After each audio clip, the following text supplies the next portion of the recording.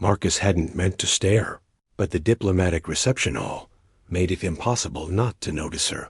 The Valthine delegation had arrived 3 hours earlier, their sleek vessels touching down on the landing platforms of New Geneva Station with the grace of falling leaves. Humanity had spent 6 months preparing for this moment, the first formal contact with the Valthine Empire, a civilization that spanned 40 star systems and commanded respect from every species in the known sectors. The humans were the newcomers here, barely a century into their stumbling expansion beyond Sol, and everyone knew it. Marcus stood near the refreshment tables, his role as a junior diplomatic aide requiring presence but not participation. He watched the senior ambassadors exchange careful pleasantries with the Valthine delegation, each word weighed and measured. The aliens were tall, averaging 7 feet, with skin that shimmered between deep violet and midnight blue, depending on the light. Their features were angular, yet elegant, with large eyes that held an almost luminescent quality. But it was the princess who commanded attention. She stood at the center of her retinue, draped in flowing garments that seemed to move with their own subtle energy. Her skin held the deepest shade of violet Marcus had seen among her people, and her eyes were like polished amethysts. Where the other Valthine maintained diplomatic stoicism, something about her posture suggested barely contained curiosity. She surveyed the human architecture, the refreshments, the gathered diplomats with an intensity that felt almost tactile. Marcus found himself watching the way she moved. The fluid grace that made human motion seemed clumsy by comparison. There was an otherness to her that went beyond mere physical differences. She existed with a confidence that spoke of someone who had never doubted her place in the universe. He realized, too late, that his observation had become a stare. Her gaze snapped to him across the crowded hall, those crystalline eyes locking onto his with startling precision. Marcus felt his breath catch. He should have looked away immediately, should have found something else to occupy his attention. But something in her expression held him, frozen. The corner of her mouth curved upward. She excused herself from her conversation with Ambassador Wang and began moving through the crowd. The sea of diplomats parted naturally before her, some bowing slightly, others stepping aside with practiced deference. Her path led directly toward Marcus, and he felt a cold spike of panic. Junior aides did not typically find themselves in direct conversation with alien royalty. His training hadn't covered this scenario.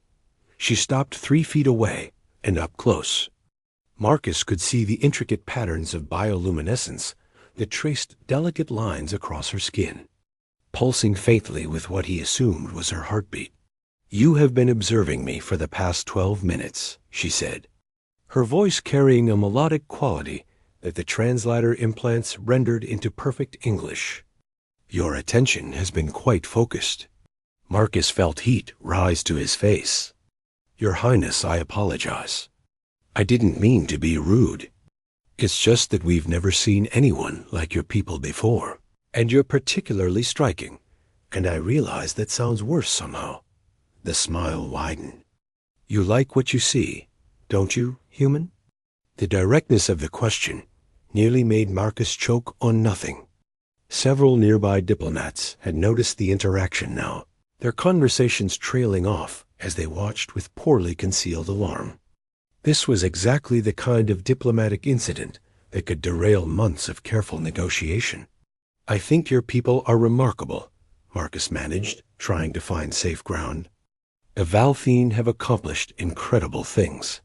Your civilization's achievements in quantum engineering alone have revolutionized how we think about faster-than-light travel." "That is not what I asked." She tilted her head, studying him with those unsettling eyes. "You are not staring at me thinking about quantum engineering." Marcus opened his mouth, closed it, then tried again. "No, Your Highness. I suppose I wasn't." "Then what were you thinking?" The honest answer felt dangerous, but something about her expression suggested that deception would be worse. I was thinking that you move like water, and that I've never seen anyone carry themselves with such absolute certainty. I was thinking that your people make us look like children playing at civilization. And yes, I was thinking that you're beautiful in a way that makes me forget every diplomatic protocol I was supposed to memorize. The silence that followed felt like it lasted for hours. Ambassador Wong looked like she might faint. Two of the Valthene guards had moved closer, their hands near weapons that Marcus desperately hoped remained HOLSTERED. Then the princess laughed, a sound like wind chimes in a summer breeze. Finally, an honest human. Your ambassadors have spent 3 hours telling me carefully constructed half-truths designed not to offend. It has been exhausting. She reached out, and Marcus held perfectly still as her hand came to rest on his shoulder. Her touch was warm, warmer than he had expected. Among my people, we value directness. To observe beauty and acknowledge it is not rude. To pretend you do not see what you clearly see, that would be the greater insult. Marcus felt some of the tension leave his shoulders. Our diplomatic corps would probably disagree with that assessment. Your diplomatic corps is terrified, she said, not unkindly. They are so afraid of making mistakes that they have forgotten how to make connections. Tell me, what is your name? Marcus Webb, Your Highness, Marcus Webb. She repeated it slowly, as if testing the sounds. I am Lyria, not Your Highness, not Princess Lyria of House Valen, third of the royal line. Just Lyria, at least for this conversation. I'm not sure protocol allows for that, Marcus said, acutely aware that half the room was still watching them. Protocol is for people who don't trust each other yet. Lyria's expression turned more serious. My father sent me here to assess whether humanity is ready for a true alliance with the Valthene Empire. Not a trade agreement or a non-aggression pact, but a real partnership. Do you know what I have concluded after 3 hours of diplomatic pleasantries? Marcus shook his head. That your leaders are competent, but cautious. Your technology is primitive, but advancing rapidly. And your civilization is young, but not foolish. All acceptable qualities, but not compelling ones. She paused, her bioluminescent patterns pulsing slightly brighter. But then I caught you staring at me with such open wonder, and when confronted, you chose honesty over safety. That is compelling. I'm not sure one junior aide's poor impulse control should factor into interstellar policy decisions, Marcus said. Perhaps not, Lyria agreed. But it tells me something important about humans that your carefully prepared diplomacy does not. You are capable of genuine reaction, of honest emotion, of seeing beyond your own fear long enough to appreciate something truly different from yourselves. She gestured to the room around them. Every other species we have encountered approached us with either terror or greed. They saw our power and wanted to either flee from it or control it. You saw beauty and wonder, and you looked closer instead of away. That speaks to a different kind of courage. Marcus considered her words carefully. We're afraid too, though. Terrified, actually. We know how far behind we are, how much we still have to learn. But I think humanity has always been curious enough to override its fear, at least eventually. That is what I hope to find here, Lyria said softly.